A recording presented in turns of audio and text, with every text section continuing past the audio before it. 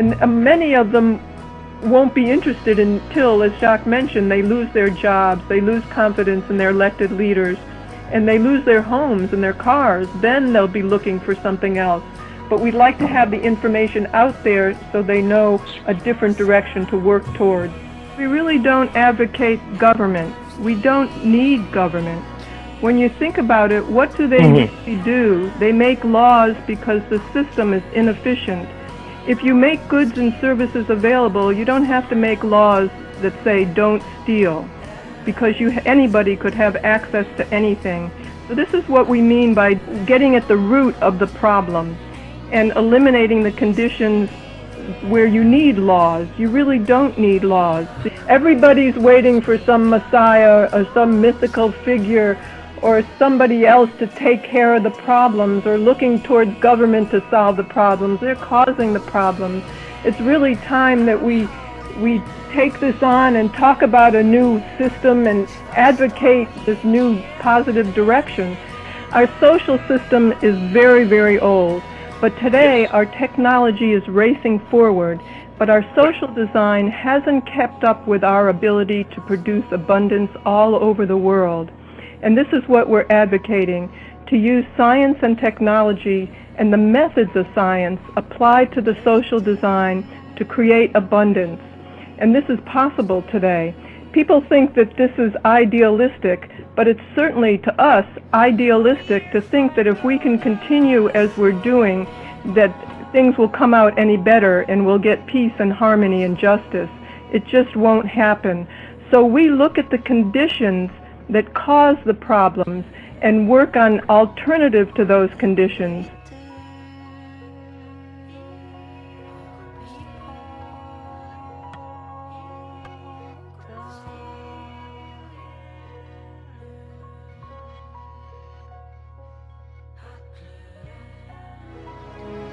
So just like a World's Fair, to show you what's new, what is available, you look around and say, hey, I'd like one of those.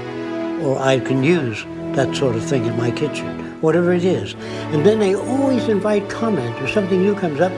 What do you think about it? Do you feel it's sufficient? Do you feel there's shortcomings?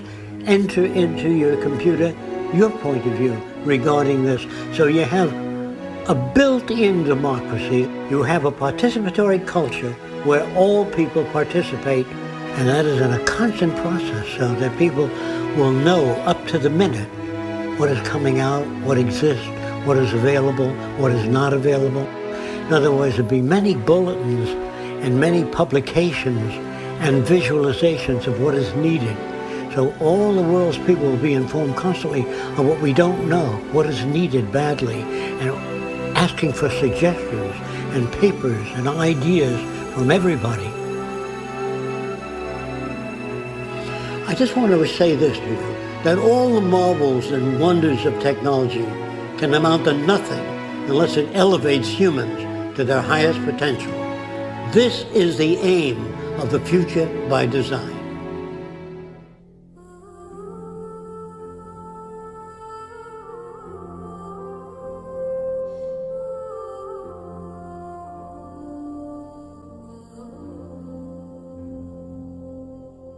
To remember that this is a much better system than the current one, not some utopia, because such thing doesn't exist.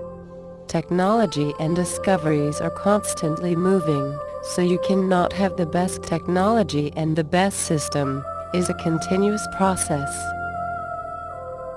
For such a society, you need technology that will free man from any unwanted work, will produce plenty of goods and services, and will lead automation to a new dimension.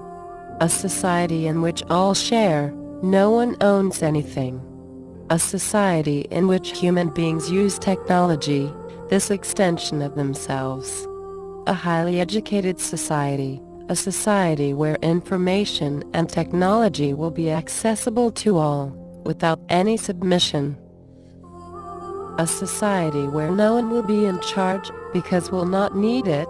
A society without reasons for conflicts.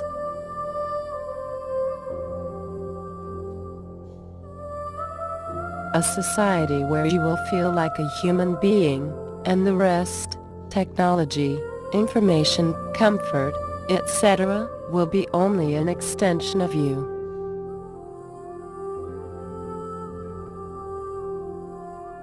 Come in.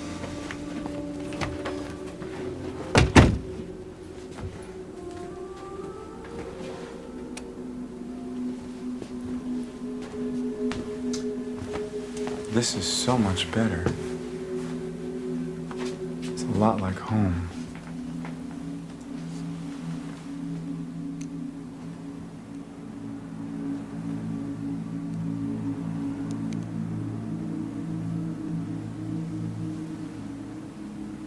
Well, Prote, I was hoping you'd tell me more about home.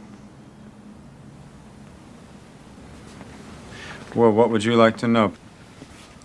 Well, do you have a family on K-Pax?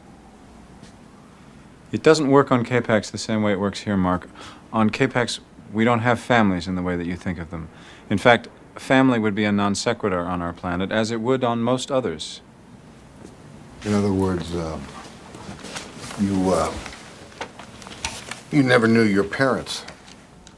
On K-Pax, children are not raised by their biological parents, Mark, but by everyone. They circulate among us, learning from one and then another. Do you have a child?